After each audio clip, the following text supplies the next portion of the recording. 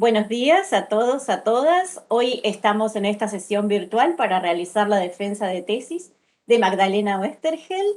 Están presentes el director, que es Diego Zenobi, y las integrantes del jurado, que son Ana Guglielmucci y Luciana Messina. Hoy es martes 23 de junio del año 2021 y como primer paso para este acto de la defensa le vamos a dar la palabra a Magdalena para que haga su exposición. Bueno, muchas gracias. Antes que nada quería agradecerles a Ana y a Luciana por haber aceptado ser parte del jurado, también a Josefina por las gestiones de la defensa y bueno, a Diego por haberme acompañado en todo este proceso. Eh, Voy a compartir pantalla. Sí.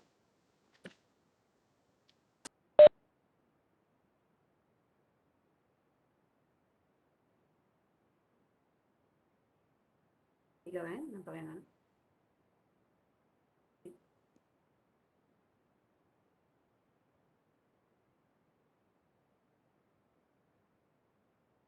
¿Se ve como una presentación? ¿Se ve listo? ¿Está bien?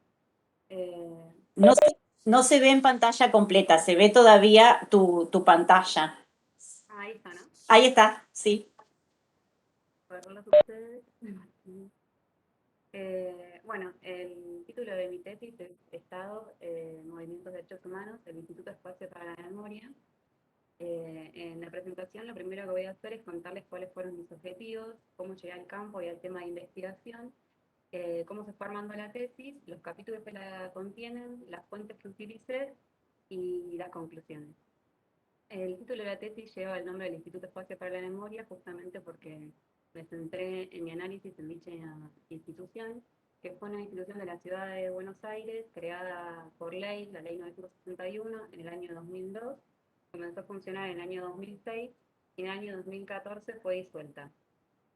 Tuvo la particularidad de estar compuesta por un consejo directivo formado por numerosos organismos de derechos humanos, además de otros actores sociales como legisladores y representantes del Ejecutivo, y bajo su órbita funcionaron los 5 ex centros clandestinos de detención, tortura y exterminio, hoy sitios de memoria de la ciudad, la ex ESMA, el Olimpo, Virrey Ceballos, Club Atlético y Automotores Obreros. Los objetivos que me propuse fueron, por un lado, identificar las posiciones en conflicto y las justificaciones morales en el proceso de creación y disolución del IEM, explicar cómo movilizan las categorías nativas de autonomía, politización y participación y los actores sociales involucrados e involucradas, e identificar los contextos en los que se produce la frontera Estado-sociedad civil. Bueno, el acercamiento, primero quería contarles sobre el acercamiento al tema de investigación. Eh, y como menciona en la introducción de la tesis, tiene mucha vinculación con mi inserción en el campo como trabajadora de la institución en el año 2011. Por medio de una compañera de la carrera, me comenta que estaban buscando en el instituto contratar a una estudiante avanzada de antropología, y así fue como llegué a dicha institución. Previamente yo en realidad venía trabajando temas de antropología jurídica, había cursado un seminario con Sofía Tiscornia y de hecho había armado mi plan de tesis en el seminario anual en torno al proceso de justicia que se estaba desarrollando por los delitos cometidos en el ex centro clandestino Automotores Orleti. Les cuento esto porque yo llegué al IEM sin haber problematizado ni pensado, digamos, conceptualmente las políticas de memoria, y fue el estar allí lo que me generó numerosas preguntas, tanto por su composición, por su lugar dentro de la estructura y por las funciones que tenía. Uno de los primeros textos que en este sentido fue disparador fue uno que me pasó Diego de Virginia Beccioli, donde la autora plantea algo que ahora parece bastante evidente, pero era que no había vinculación directa entre organismos de derechos y gestión de políticas de memoria. Bueno, mi desnaturalización empezó ahí, porque para mí venía siendo algo que no había pensado, y estar en la institución me hizo como ver el proceso del cual la institución formaba parte. Eh, el primer acercamiento conceptual lo hice para una monografía de la carrera, para el seminario Poder, Política y Procesos de Resistencia, Problemas y Enfoques Teórico-Metodológicos en Antropología Social, que dictaba Virginia Manzano. Eh, Ahí, recuperando bibliografía vista durante la materia, me pregunté por el funcionamiento del IEM, me pregunté por la composición que tenía eh, dentro de la estructura de la CABA y por los organismos que la componían, y me preguntaba principalmente también por qué sucedía con estas organizaciones una vez que estaban implicadas en la gestión de las políticas. Ya en este primer trabajo, las categorías centrales fueron la de Estado, sociedad civil y autonomía. Y ya las concebí conceptualmente, no como conceptos, digamos, estancos y enfrentados, sino como con fronteras borrosas, con personas que circulan por ambos espacios. Y también puede entrar la categoría de autonomía, porque justamente cuando me encontraba realizando la monografía, que fue en el año 2014, surgió la noticia de que el IEM iba a ser disuelto. Y en el campo la idea de autonomía estaba en todos los discursos. Un tiempo después, ya habiendo entregado esta monografía y habiendo recibido de profesora, estaba con ganas de hacer una maestría y me recomendaron hacer la experiencia de la tesis de grado. Entonces volví a contactar a Virginia Manzano, quien me presentó a Diego Zenobi como director. Y con él fuimos armando esta tesis. En parte, gran parte, digamos, surgió de esta primera monografía. eh, y una de las primeras cuestiones que Diego me marcó luego de su lectura era el lugar en el que yo me ponía con las preguntas que me hacían. Como que buscaba las explicaciones de las explicaciones en los discursos de las personas en vez de, o incluso trataba de definir, por ejemplo, el concepto de autonomía, eh, buscaba definirlo conceptualmente a priori en lugar de lo que él me sugirió era buscar cómo era movilizada esa categoría dentro del campo, para construirla como una categoría nativa. Y esto fue una de las cuestiones que intentamos fortalecer desde el inicio, la vigilancia epistemológica, buscar siempre la mirada nativa y no imponer la mía, y en especial teniendo en cuenta mi vinculación e inserción dentro del campo. Por otro lado, en el año 2015 participé de un workshop que estaba dirigido en el IDE por el núcleo de memoria, que también fue clave, en especial en torno al marco teórico. Eh, También, por otro lado, considero que no lo pude aprovechar tanto porque por el momento en el que yo me encontraba, recién estaba iniciando el proceso de investigación y el workshop, la mayoría de mis compañeros, digamos, estaban en un nivel más de posgrado, pero fue clave también en el desarrollo de esta investigación.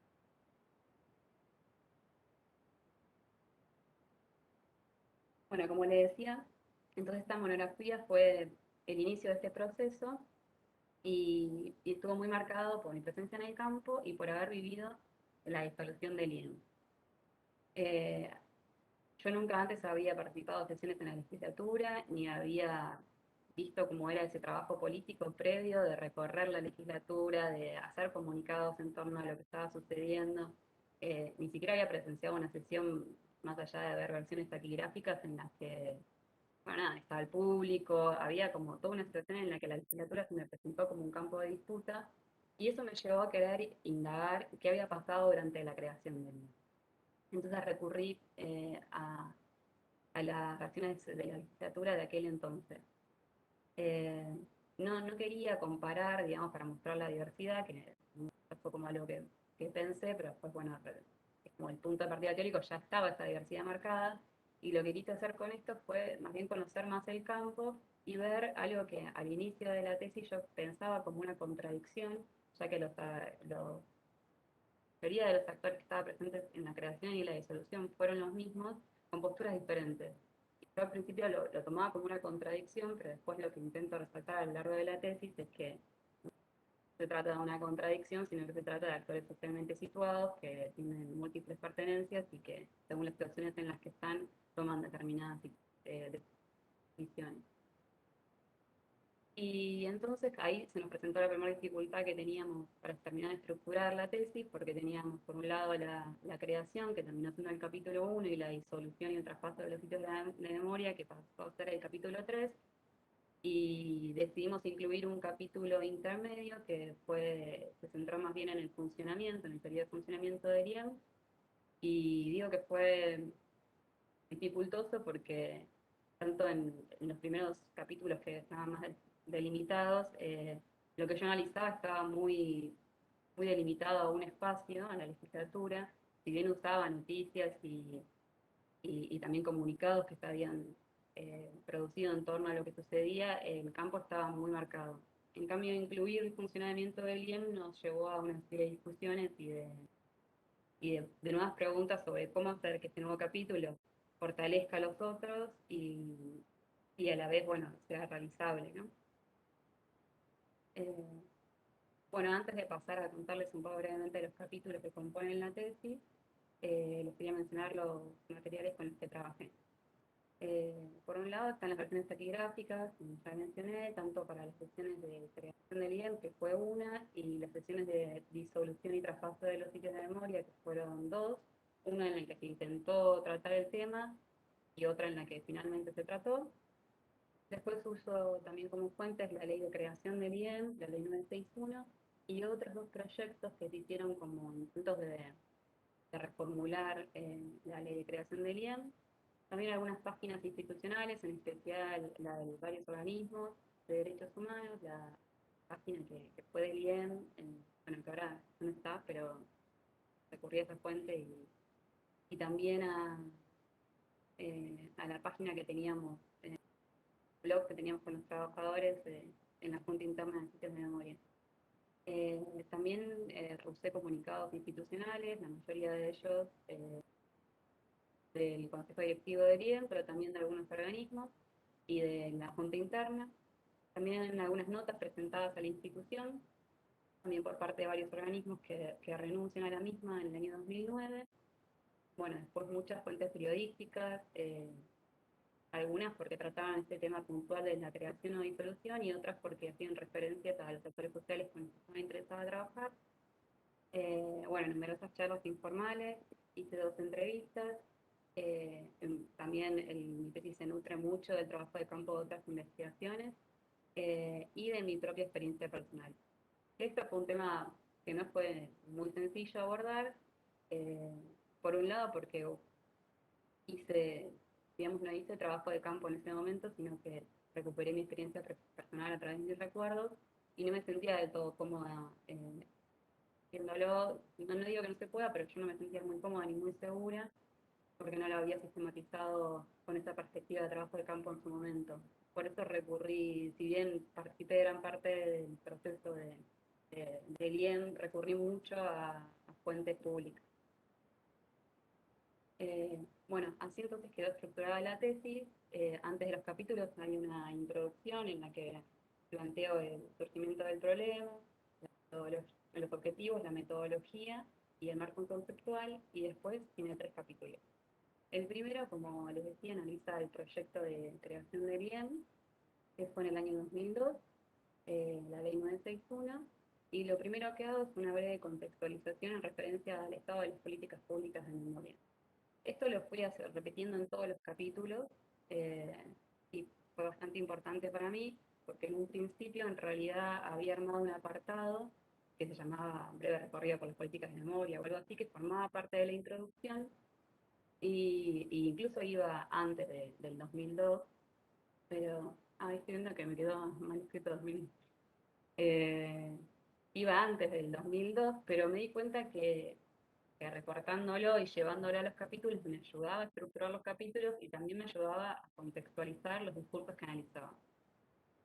Y de hecho también me hizo pensar en que sería interesante en un futuro no solamente limitar este estado de la cuestión a las políticas de memoria, sino a otras políticas que se desarrollaron en este mismo contexto que también tuvieron esta característica, digamos, de demanda y de gestión de distintos agentes sociales, o para tener un contexto más amplio de este tipo de instituciones. Eh, y en este capítulo, bueno, lo que retomo es la contextualización que hacen distintos autores para denominar este periodo como el del boom de la memoria, en el que se estaban produciendo numerosas iniciativas en torno a las políticas de memoria. En este contexto menciono que numerosos organismos de derechos humanos deciden eh, crear una institución que nuclee estas iniciativas que termina siendo el Instituto Espacio para la Memoria. Menciono que son muchos los organismos que participan, pero a la vez que no lo son todos. Algunos de ellos se mantuvieron en contra de de participar en el desarrollo de políticas de memoria, otros modificaron esta postura con los años, pero digamos que el IEM en su momento fue presentado por la PDH, por Madres Líneas Fundadoras, por el PEL, por familiares, por la LIDA, el MED, Buena Memoria, creo que los mencioné todos. Y después de esta breve contextualización, me focalizo en los discursos definidos en la legislatura. En ellos lo que se destaca es que el trabajo de creación del IEM era un trabajo en conjunto y que y se hizo mucho hincapié es que la memoria venía siendo sostenida desde la sociedad civil y que en este contexto se remarcaba la presencia del Estado. Me detuve en estas tres ideas, la del trabajo común, la del Estado y la de la sociedad civil, y lo primero que hice fue ver quiénes eran las personas que trabajaban conjuntamente con los organismos, digamos, los legisladores y las legisladoras y el Poder Ejecutivo. Eh, Eran Aníbal Ibarra, Delia Bisuti y Alicia Perini, las personas que dentro de la legislatura figuraban como en los discursos haciendo referencia a su participación en la creación del IAN. Lo que identifico con esto es que muchos legisladores sufrieron las políticas represivas de la dictadura militar o tuvieron familiares desaparecidos o son miembros de algunos organismos de derechos humanos, marcando con esto la proximidad que había entre legisladores y el Ejecutivo y los representantes de los organismos.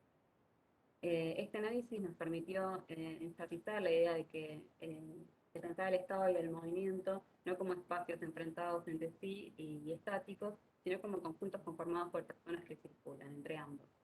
Y a su vez, en esta sesión pudimos identificar que más allá de esta proximidad que se señala, también se da un trabajo social de construcción de la frontera entre Estado y sociedad civil. En los discursos esgrimidos, la categoría de autonomía y de politización en este sentido fueron centrales. El IEM aparecía, en realidad los organismos de derechos humanos aparecían como un espacio plural que podía garantizar, digamos, la causa común que tenían. En cambio el Estado era representado como un espacio que tenía el riesgo de la politización, el uso de la causa con fines que no se la misma. Después, en el capítulo 2, como les decía antes, me centro en el funcionamiento del Instituto Espacio para la Memoria, que fue en el año 2006. También contextualizo al inicio el momento y está caracterizado por un estado en que en que la memoria estaba imponiéndose fuertemente en la agenda pública, y luego de esta contextualización el capítulo se divide básicamente en tres partes. Una más bien descriptiva, en la que menciona la composición del IEM, tanto del consejo directivo como de las autoridades, de los trabajadores y trabajadoras que allí forman parte, los objetivos que tuvo, sus áreas de trabajo, los sitios de memoria que lo compusieron, que forman parte del mismo, y algunas particularidades de ellos como fueron son la mesa de trabajo de comisión.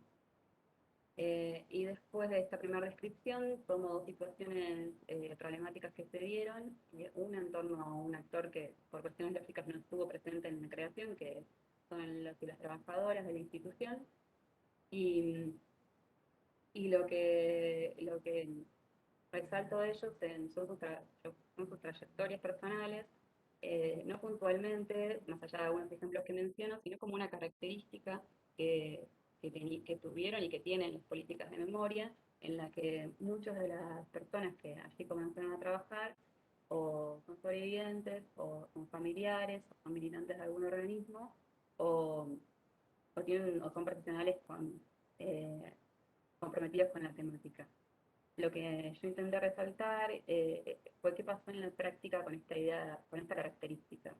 De ahí lo que se ve es que la idea de compromiso no fue unívoca, sino que en poco tiempo muchas de las personas que empezaron a trabajar en el IEM también empezaron a considerarse a ellos mismos como trabajadores y entendieron como parte de su compromiso la demanda por mejoras laborales.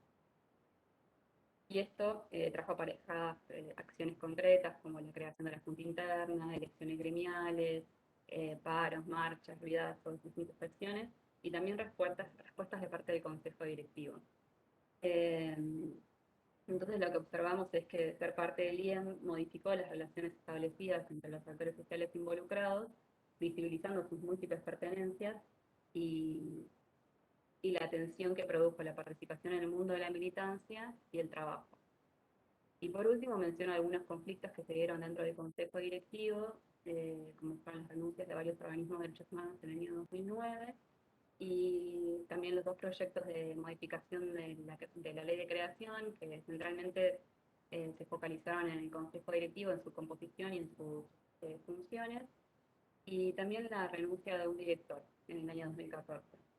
Estas situaciones también visibilizaron la cercanía que había entre todos los actores eh, involucrados, y también en los discursos vuelve a surgir fuertemente la preocupación por la politización. Bueno, por último, en el capítulo 3, como ya les mencioné, me centré en el traspaso de los sitios de memoria y en la solución del IEM. En el año 2014, por medio de la firma de un convenio entre el Ejecutivo de la Ciudad de Buenos Aires y el Estado Nacional, se propuso, en primer lugar, traspasar los 5 sitios de memoria de la Ciudad de Buenos Aires a la órbita del Estado Nacional, el Ministerio de Justicia, y posteriormente se supo que se iba a presentar a su vez en la legislatura un proyecto para disolver el Instituto Espacial para la Memoria. Nuevamente contextualizo esta situación en la que varios autores hablan de las memorias monumentales y de un momento en que las memorias subterráneas pasan a ser oficiales.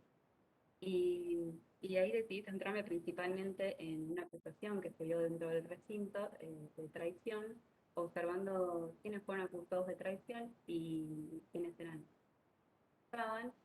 Eh, y, y nuevamente visibilizamos que todos conformaban parte del movimiento de derechos humanos, y esto nos permitió ver a las relaciones sociales como dinámicas, a los sujetos atravesados por múltiples pertenencias, y cómo es que según las circunstancias en las que están, tejen alianzas en función de con quiénes están dialogando y el momento en el que se encuentran. También en este proceso pudimos identificar la construcción de la frontera entre Estado y sociedad civil, y a diferencia de la sesión analizada en el capítulo 1, en el que fueron centrales las categorías de autonomía y politización, en esta sesión se sumó además la de partidización. Y lo que pudimos distinguir es que más allá de que había dos posturas enfrentadas, en las cuales un sector apoyaba el traspaso y la disolución del IEM y otro lo rechazaba, ambos sectores construyen nuevamente la frontera entre Estado y sociedad civil. Desde un lado se lo construye desde el conflicto de la denuncia, y en otro como un trabajo en conjunto eh, con, eh, cargado de numerosas contradicciones.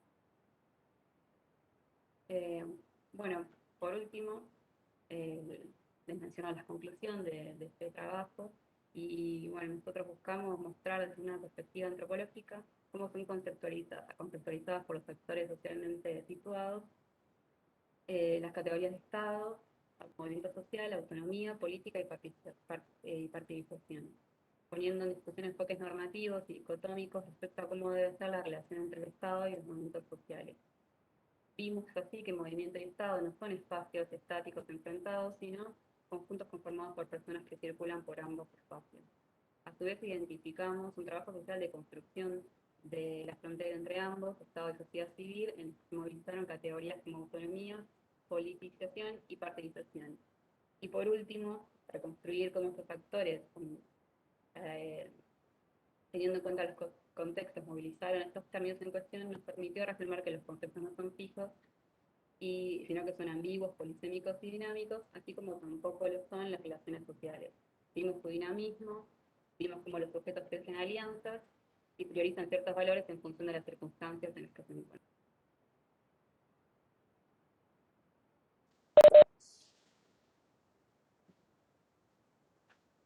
Magdalena, ¿ibas a decir algo más? No, estoy viendo cómo dejar de compartir mi pantalla. Ah, está bien. Todavía no lo encontré.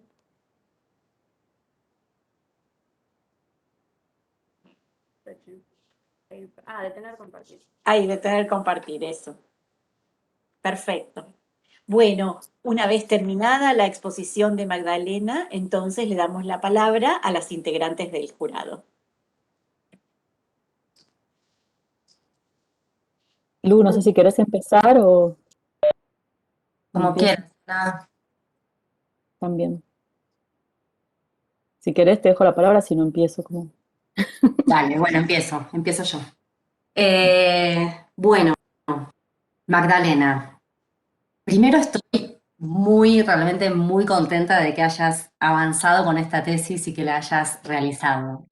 Sinceramente, cuando me llegó la propuesta de formar parte del jurado, realmente me puse muy contenta, porque sé que es un proyecto de muchos años, sé que es algo que venís pensando y que te viene haciendo el run run acá hace mucho. Nos conocimos allá en el workshop que mencionaste, con un trabajo incipiente, bueno, con una propuesta.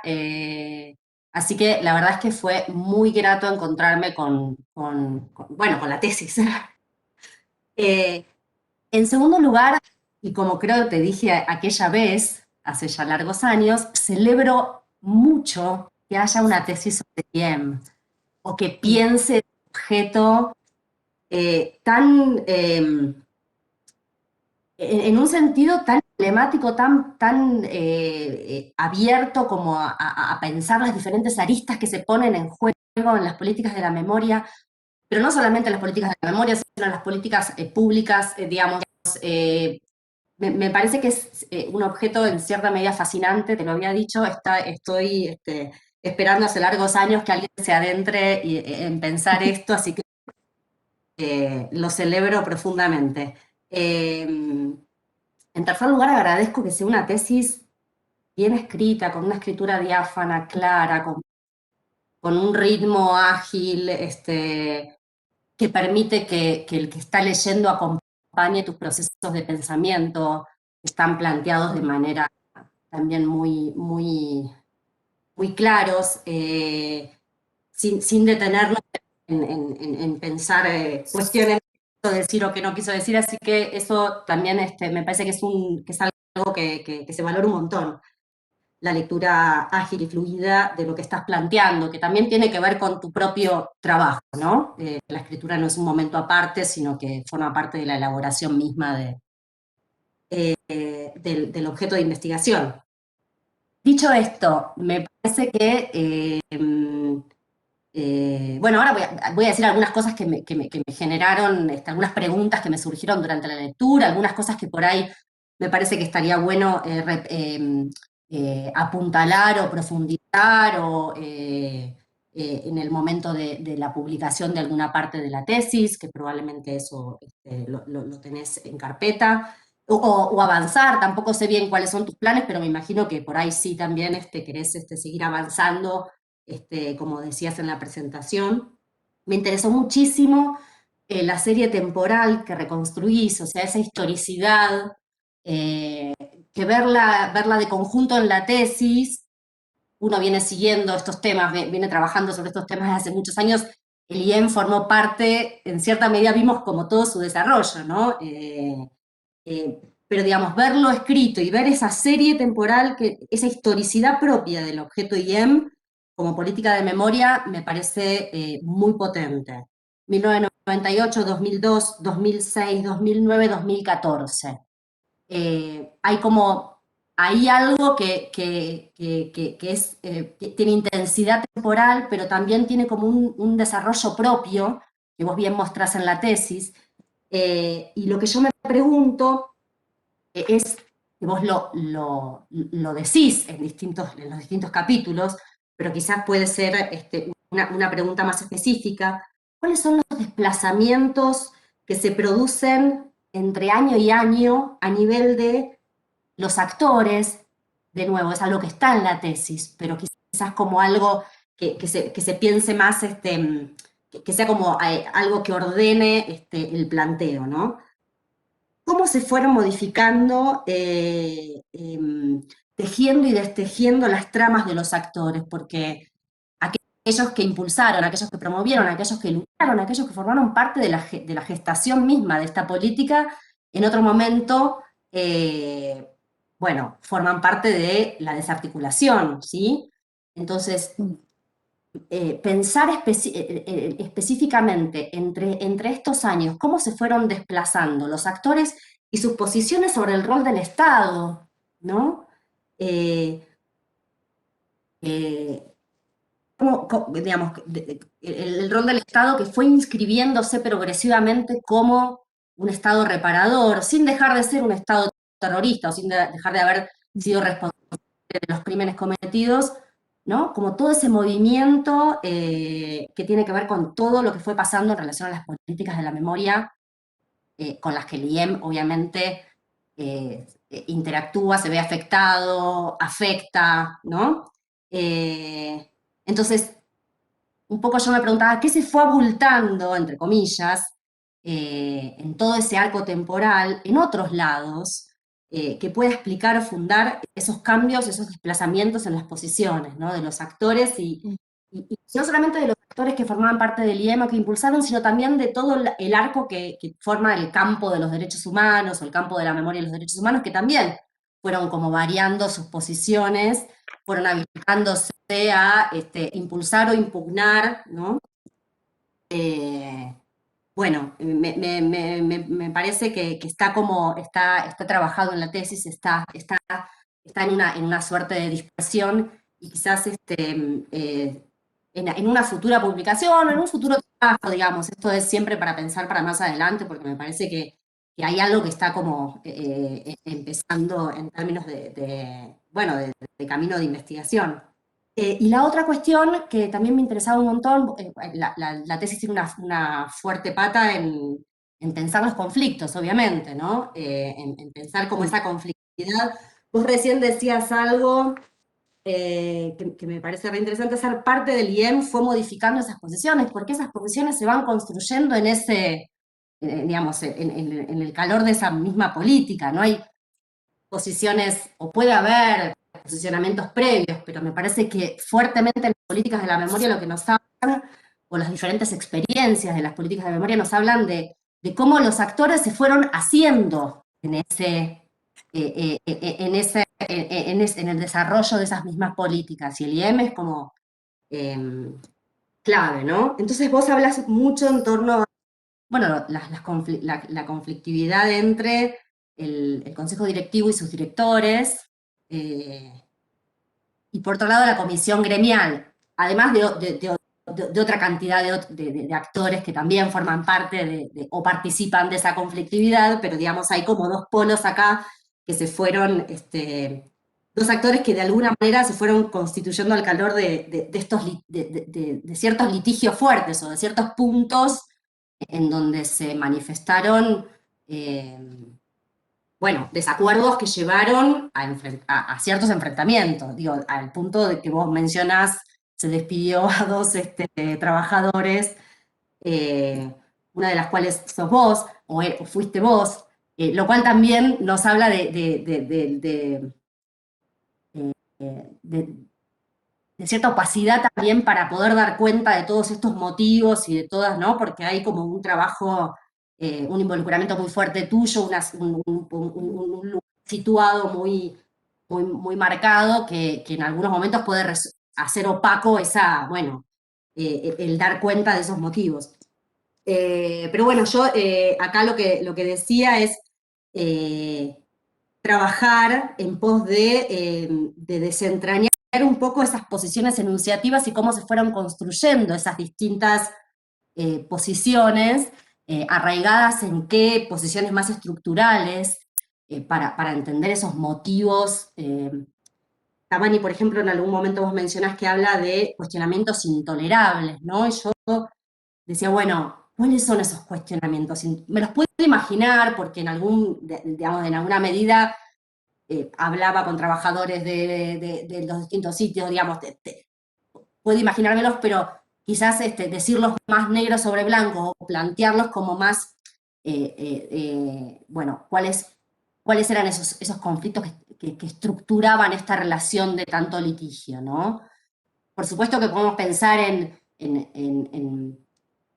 bueno, el lugar del compromiso y el lugar de las demandas a los trabajadores de los sitios que tienen que poner más de sí que cualquier trabajador, o bueno, ciertas expectativas que se generan ahí, y entonces eso cómo convive con las reivindicaciones o con ciertas demandas gremiales también, digamos, como toda una cantidad de conflictos ahí que me parece que tienen que ver qué hacer a la cuestión, pero también hay como esta idea de lo intolerable, digo, bueno, ¿en qué hizo pie eso intolerable, digamos?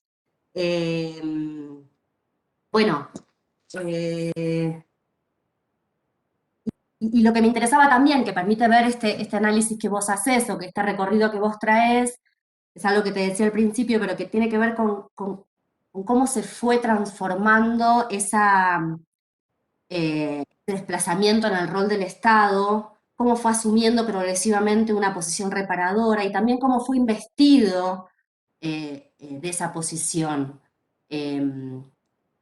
Por parte de las víctimas, pero también de un colectivo grande que actúa o que participa en el campo de los derechos humanos, ¿no? Como lo que permite ver este caso que vos traes es como el pasaje de una posición de enfrentamiento o una posición de sospecha o una posición de resquemor o de distancia a otra en la que se va habilitando un trabajo colectivo o colaborativo eh, que habla como de una modificación en esa relación. Eh, bueno, hasta aquí mis comentarios. Quería preguntarte algo que ya imagino que sabes que te voy a preguntar, que tiene que ver con, bueno, vos decís de muchas partes, no pude o no supe o me costó transformar todo ese trabajo de campo, que no era trabajo de campo en su momento, pero pero del cual se nutrió esta tesis en tanto fuentes o en tanto, ¿no? Entonces te quería preguntar cuáles fueron esos obstáculos, cómo fue tu manera de sortearlo o no, cómo echaste mano de esa experiencia, aún con todas las dificultades de no haberlo transitado en ese momento como trabajo de campo, pero que igualmente está en la tesis, forma parte de la tesis, ¿no? Entonces, bueno, ¿cómo, cómo te, ¿cuáles fueron tus estrategias o tus soluciones provisorias para sí incorporar parte de esa experiencia en la tesis? Bueno, y felicitarte. Bueno, me sumo a las felicitaciones de Luciana y también, bueno, felicitar también a Diego porque siempre es un trabajo también de acompañamiento. Así que, nada, voy a primero hablar en términos generales del trabajo. Me parece que también está muy bien escrito, se hace muy fácil leerlo. Hay una pregunta clara, un desarrollo coherente. Creo que está clara la metodología y está claro también el marco teórico que utilizas. Y hay algo que a mí me pareció a lo largo de toda la tesis que puede ser, quizás, creo que me quedó más clara en tu presentación oral que en el trabajo de tesis, que en realidad más que ser una política de memoria es de alguna manera un caso de una política de participación ciudadana, ¿no? De esta transformación del gobierno de la ciudad, ¿no? Y que en este caso de política de memoria tiene una particularidad que es que entran de lleno muchas organizaciones de derechos humanos, ¿no? A esta política de participación ciudadana, ¿no? A mitad de los 90. Y, y creo que ahí hay algo muy interesante de esto que vos planteás, que está en tu trabajo, pero que se puede reforzar. Y yo creo que a mí me trajo a la cabeza un montón de bibliografía de literatura antropológica clásica, y no solamente, digamos, los procesualistas, sino otros. Por ejemplo, esta cuestión del peligro en Mary Douglas. Esto, como todo el tiempo, por lo menos en las organizaciones de derechos humanos, esto de trabajar con el Estado era una instancia de peligro, ¿no? Y de que como que ponía en tensión todas las clasificaciones propias o ciertas ideas que tenían las organizaciones, o no pensándolo quizás en colectivos separados, porque creo que vos sos muy atenta a eso, ¿no? Pensar son relaciones entre personas, ¿no? Pero que sí todo el tiempo estaba en juego esa idea de peligro, ¿no? De que, bueno, quizás en la tesis aparece como cooptación, pero bueno, podríamos pensar qué reflejaba ese peligro, por qué lo veían como una instancia peligrosa, esto de la cooperación o la participación o la articulación, ¿no? Sobre todo con el poder ejecutivo, no tanto con el legislativo. Entonces, me parece como que algo que puede ser muy interesante de profundizar, si llevas estos artículos a una publicación, es ver ese tipo de relaciones que implicaban. O sea, esto que vos hablas de la autonomía, ¿no? Que la contracara en muchos casos parece ser la cooptación. O sea, ¿qué implicaba como valor positivo, pero también como valor negativo, ¿no? Es decir, bueno, ¿qué significaba esa cooptación o qué otra contracara tenía esta autonomía como algo negativo, peligroso, en estas relaciones que, como dice quizás Luciana, se pueden pensar históricamente, ¿no? En distintos periodos, en distintos momentos, cómo fue cambiando esa idea de peligro.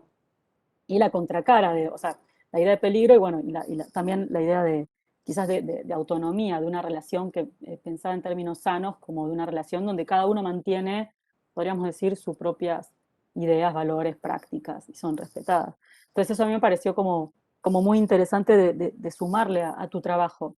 También pensaba cómo eso se expresó, conociendo un poco los procesos de adentro, en las propias trayectorias de los actores que participaron en estas relaciones, que me parece que en tu trabajo está, pero que se podría profundizar. Es decir, no es lo mismo la trayectoria que tenía, no sé, la presidenta de familiares que la trayectoria que tenía alguien que venía de hijos, ¿no? Tienen trayectorias muy distintas, políticas, históricas, incluso como organización, como parte de una organización de derechos humanos, que te pueden sumar muchísimo a profundizar el análisis. Porque yo pienso que también estas políticas de memoria, no es que las organizaciones de derechos humanos nunca participaron con actores estatales o construyeron políticas estatales, lo hicieron siempre. Yo creo que, digamos, las políticas de memoria lo que trajeron son nuevos tipos de relaciones y relevancia de nuevos tipos de actores, no tanto expertos, con expertise, por ejemplo, no jurídica, sino con otro tipo de expertise más movimentista, más de activista social, ¿no? Pero que trajo también aparejadas en estos encuentros también muchas tensiones propias que cargan las organizaciones de derechos humanos. Yo recuerdo, por ejemplo, que había algunas personas que eran del legislativo que eran sobrevivientes, ¿no? Y había acusaciones muy fuertes entre familiares desaparecidos y sobrevivientes, que eran funcionarios políticos, ¿no? Por ejemplo, de colaboradores. ¿Por qué vos sobreviviste, mi hijo no? Y eso era una tensión que estaba todo el tiempo presente. Entonces digo, estas microsituaciones quizás te permitan ver esas tensiones que por un lado son de autonomía y cooptación, pero por otro lado tienen que ver con otras tensiones, ¿no? Históricas y de las cargas que traen las organizaciones de derechos humanos también en su quehacer y en ¿no? Sus propias figuraciones. Y a mí eso me pareció que le podés sumar a tu trabajo en términos de profundidad, de, de pensar estas tensiones, estos conflictos y estas articulaciones donde cada uno ve un peligro, ¿sí? O digamos, o algo que puede ser un valor agregado. Entonces, quizás pensarlo en términos de clivajes y como te decía Luciana, quizás en términos de estos clivajes pensarlos temporalmente, ¿no? En ciertas situaciones y contextos donde los actores se van posicionando, van tomando posiciones y van configurando, podríamos decir, estas relaciones. Por otro lado, otro concepto que se me venía, que quizás no aparece en la tesis, pero que se puede leer se puede leer aunque no esté, es el de las lealtades, ¿no? Es una categoría que no aparece en tu trabajo, pero en estos posicionamientos se están poniendo en juego lealtades, ¿no? Lealtades a quién, lealtades a qué, pueden ser determinados valores que se piensan como trascendentes, pero también son lealtades personales. O sea, eso se vio mucho en estos procesos, ¿no? Y cómo se posicionaban los actores tenían que ver con eso. Y quizás también lo que te decía Luciana, que digamos, cómo van cambiando esas trayectorias a través de esos posicionamientos, que son claves en ciertos momentos de clivaje. Si pensamos en una figura como la de Gabriela Alegre, digamos, su transformación es enorme a lo largo del tiempo, y quizás a otros actores que no. O, por ejemplo, Gabriela puede pasar de estar en una organización de derechos humanos, pero hacer toda una trayectoria en instancias del Estado que es muy distinta quizás a la de Ana María Cariaga, ¿sí? Entonces me parece que pensar en esas figuras de manera histórica como trayectorias y sus propios posicionamientos con mayor profundidad te puede dar una lectura más rica, ¿no? De todo este proceso. Y también me parece que es interesante que estas políticas no solamente están pensando en términos de construir una política de memoria, sino una política democrática, en términos institucionales. Y eso me parece que es algo que muchas veces no aparece en lo discursivo de los organismos, pero que está todo el tiempo ahí. Lo que se está construyendo es estatalidad, y se está construyendo también qué se entiende por democracia, más allá de la memoria. Y yo creo que en tu trabajo pasa eso. Vos haces tú un marco un marco teórico, ¿no? Con toda la cuestión sobre memoria, porque es como uno lo tiene que hacer, porque estamos hablando de política de memoria, pero en realidad lo que estamos hablando es de Estado, estamos hablando de democracia, estamos hablando de institucionalidad, ¿no?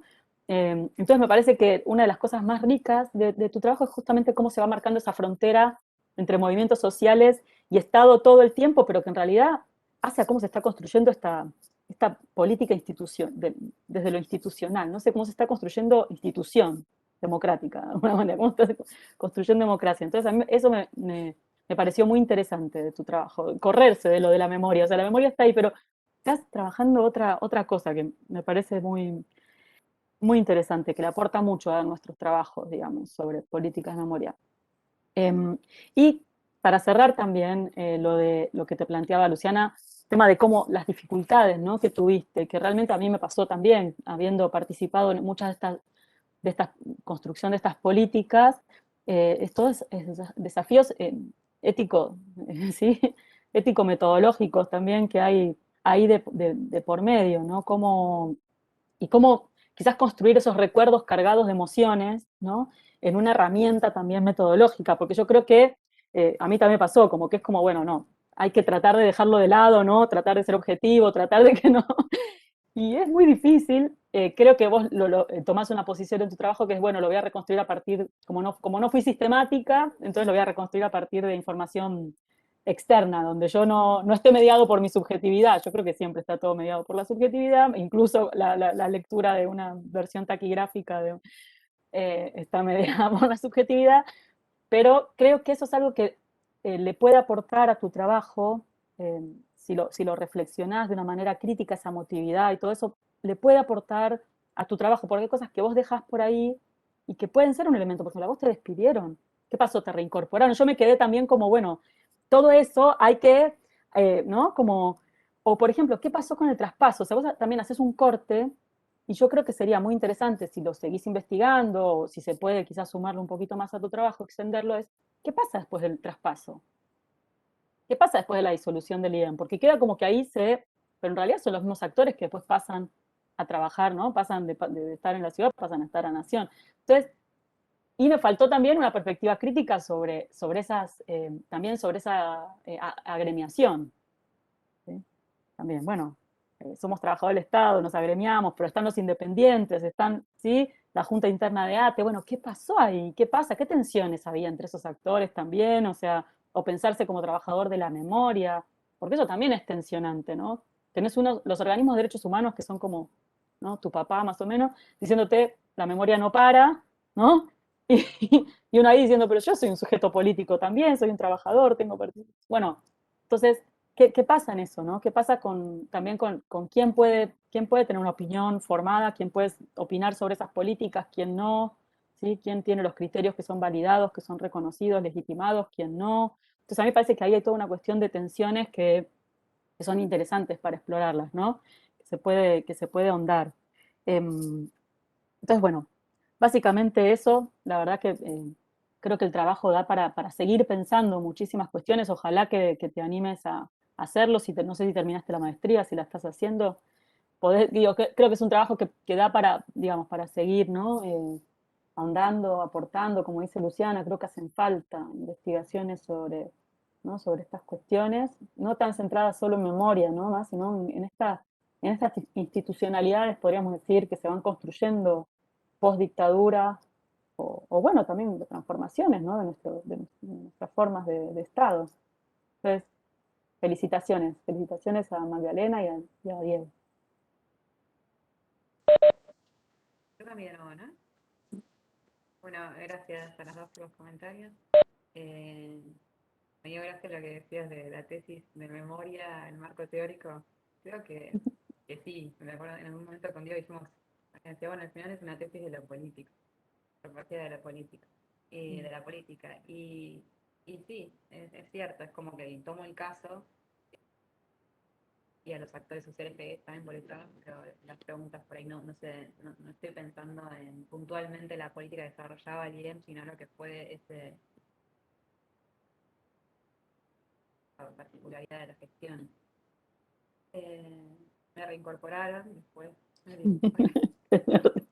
sigo en el Olimpo.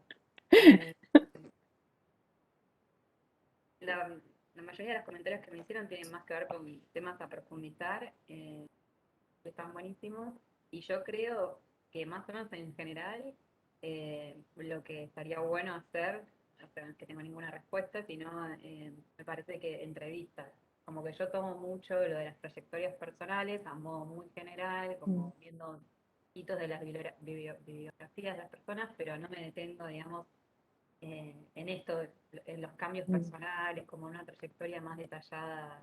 Me parece que para casi todas las cuestiones que me fueron sugiriendo, este sería un trabajo para hacer. Y respecto a lo que me decía Luciana, y bueno, también un poco Ana, con los contextos, a mí fue clave hacer esa línea del tiempo y tenerla así año por año, y como decían, desde atrás, digamos, y después ver cómo me entraba y me ayudaba a todo lo que yo estaba leyendo en los discursos, poder entenderlos mejor. El contexto, la verdad que, que fue clave.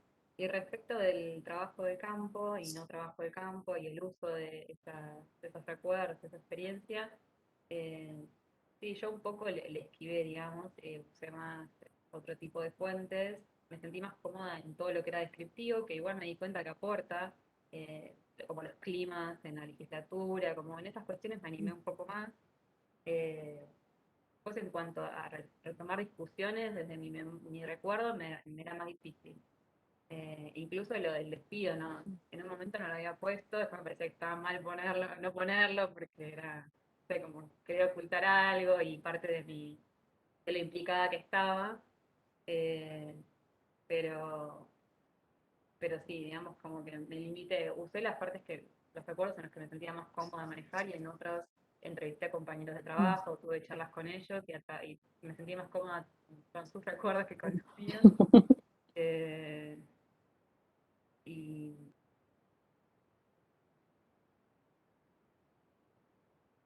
y bueno, no, eso creo. Porque la verdad que todos los otros comentarios son más a profundizar, están buenísimos. Me gustó esto de los peligros de Mary Douglas, me encantan los clásicos. Esto que me decían sobre los conflictos, sí, también.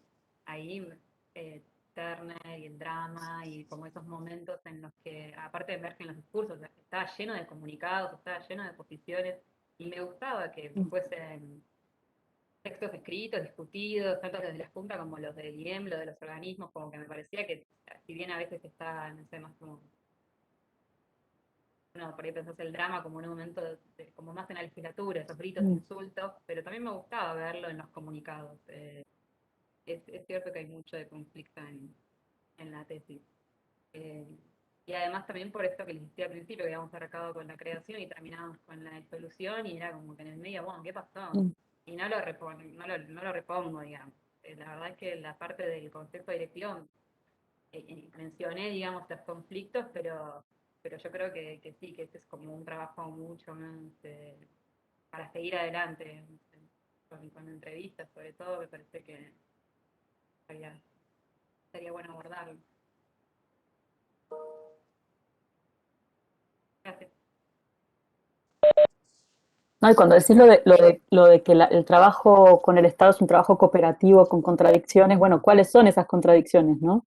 Lleno de contradicciones, bueno, pero ¿cuáles? A mí me encantó esa cita, Claro, que queda ahí abierto, pero grata, decía. Sí. sí.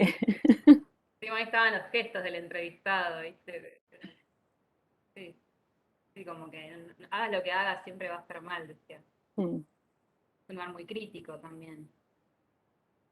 Y sí, donde te expones mucho y estás del otro lado aparte. Sí, No de exigir explicaciones, sino de darlas. Y entonces, claro, te coloca en otro lugar.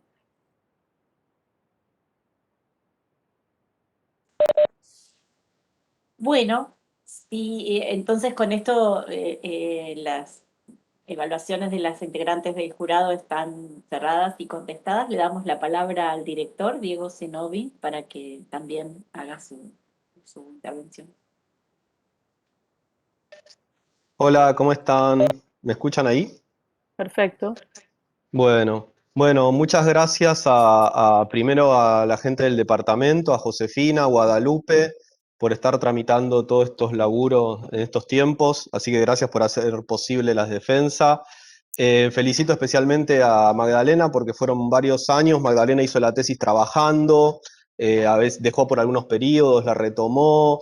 Y bueno, ella ya hizo ese recorrido, pero bueno, fue realmente ver que se concrete, ¿no? Más allá, ya teniendo el título de profesora, además, hacer la tesis para mí es bárbaro. O sea, que podamos seguir desde el departamento, desde la carrera, generando licenciades, me parece que es fundamental. Así que seguir avanzando. Una tesis más no es solo un graduado más, sino que es un licenciado más. Y para mí eso es muy importante, porque me parece que hay una prioridad, digamos, en generar investigadores, y me parece que la tesis de licenciatura es una instancia fundamental. Así que buenísimo. Esta instancia de concreción, Magdalena, felicitaciones. Y bueno, gracias a las compañeras, a las juradas, porque yo no vengo del mundo de los derechos humanos, no soy especialista en tema de derechos humanos, ni en memoria, ni mucho menos. Entonces para mí era muy importante escuchar lo que tenían para decir. Me gustaron mucho los comentarios, me pareció muy interesante esto que traían del tema de cómo seguir pensando esto, ¿no? El tema de la diacronía, de la historia, el tema de cómo la cuestión de la autonomía y cooptación, que fue donde un poco pusimos el eje con Magda, está atravesado por otras cuestiones que tienen que ver con esa historia, como decía Ana también, que es esto, ¿no? Sobreviviente, familiar, o sea, cómo se cruzan esas tensiones, digamos, ¿no? Que no son únicas, sino que están atravesadas al mismo tiempo por otras. Así que bueno, ahí me parece que en el trabajo que hicimos con Magdalena, lo más, digamos, importante, bueno, ya lo dijo Magdalena, pero fue cómo trabajar su propio lugar como militante gremial y como familiar también, de alguna manera, ¿no? Eh, y cómo de alguna manera problematizar esa cuestión, porque estaba atravesando mucho las primeras intervenciones y las primeras formas de pensar el objeto de Magdalena, ¿no? Muy centrada a lo mejor en la denuncia, en ver si había autonomía o no había autonomía. Entonces, bueno, un poco mi rol fue decirle, bueno, vos misma estás ahí metida en esas luchas, ¿cómo vas a hacer para objetivar tu lugar ahí adentro? Y más en este campo, ¿no? El campo de derechos humanos donde se cruza tanto el tema, pero en general creo que tiene que ver con las ciencias sociales nuestras, ¿no? De nuestro país, nuestra región, cómo se atraviesan con los compromisos personales y políticos.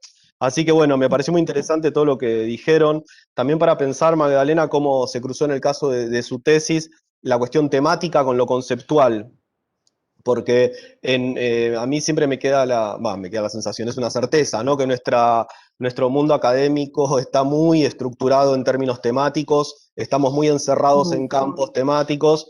Entonces yo coincido con lo que decía Ana, eh, que la tesis perfectamente se podría haber trabajado desde otro lugar que no sea memoria y políticas de memoria. Para mí hubiese sido mucho más sencillo, porque yo me siento mucho más cómodo en otros temas, digamos, como Estado, como militantismo, compromisos políticos, esto de pureza, peligro, ritualización, que son temas como que con los que yo me siento más familiarizado, pero de alguna manera había que inscribirla ahí adentro, porque uno no puede evitar sentir ciertos constreñimientos que hacen a la institucionalidad, a las formas, cuál es el deber ser en nuestro medio. Pero coincido y me parece muy rico esto que traen ahí de cómo dialoga lo temático y lo conceptual y cómo se podría haber pensado también. Y después, bueno, lo último me parece que ahí estuvimos trabajando también cómo evitar que la tesis sea apertura y cierre, creación y disolución, A y B, 1 y 2, blanco y negro. Y eso fue un desafío para trabajar, y creo que ahí lo que hicimos fue poner ese capítulo puente que nos costó un poco, pero creo que quedó más o menos orgánico, porque ahí Magdalena también encontró la forma de transitar la conexión entre todos los capítulos a través de justamente el marco conceptual que tenía que ver con cómo ocupar simultáneamente lugares, digamos, que pueden estar en conflicto o en tensión, como trabajador, militante, legislador, víctima, sobreviviente, familiar, todas estas pertenencias múltiples que, como bien decía Ana, están ya, las miramos, digamos, Magdalena se abordó desde esta mirada más bien procesualista, pero que, digamos, también está o podría ser abordada desde otros lugares, otras miradas, como decían ustedes antes. Así que, nada, me parece que ahí, en estas tensiones entre ser trabajador, militante, víctima, legislador, todo lo que ustedes marcaron, también estaba ella, ¿no? Y los compromisos políticos y personales, también estaba ella como investigadora, ¿no? Entonces, me parece que lo que la tesis también tiene de interesante, me parece, es cómo ella se inscribe ahí adentro, aunque se podría haber desarrollado más, como bien decían, ¿no? Pero bueno, eh, nada más, contento de que se haya podido trabajar esta cuestión respecto de cómo hacer lo que yo observo en general con los estudiantes, que tiene que ver con esto de cómo estaban naturalizadas las nociones acerca del Estado, la distinción tan clara y tan dura entre lo político y lo jurídico, la búsqueda de denunciar. Todo esto se pudo trabajar en la tesis y en el proceso de estos años que fue haciendo Magdalena, así que me parece que eso, y se advirtió en los comentarios que ustedes hicieron, así que me parece que eso ya es un relogro. Bueno, eso nada más. Gracias por haber leído y por haber permitido llegar a esta instancia. Sí, muchas gracias. Muy buenos los comentarios. ¿Oye? Bueno, con esto entonces termina la primera parte de la defensa de la tesis. Ahora le pedimos a Magdalena que salga del aula virtual y cortamos la transmisión y la grabación y el jurado va a elaborar el dictamen y te vamos a llamar para, cuando esté listo, para hacer la lectura del acta.